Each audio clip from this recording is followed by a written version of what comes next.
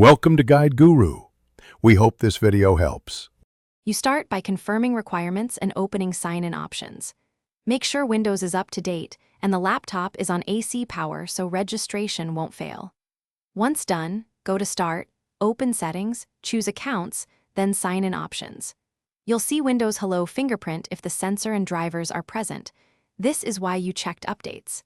If Windows Hello is missing, pause here and install the biometric driver from Device Manager before continuing. You'll click Setup to launch the enrollment wizard and then get started. Expect about 6 to 10 placements.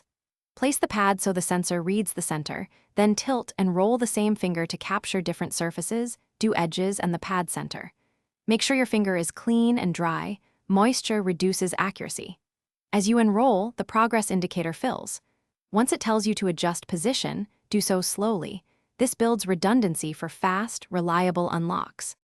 After enrollment, add another finger or the opposite orientation to avoid lockouts. You do this from the same sign-in options panel. Then lock the screen and test unlocking with your finger and verify your PIN still works as a backup. If the sensor fails repeatedly, go to Device Manager, update or reinstall the Fanatics/Elan biometric driver, then reboot. This fixes most driver-related issues. If problems persist, clean the sensor gently and re-enroll. That single troubleshooting tip resolves most remaining cases. Thanks for watching. Consider subscribing if we helped you today.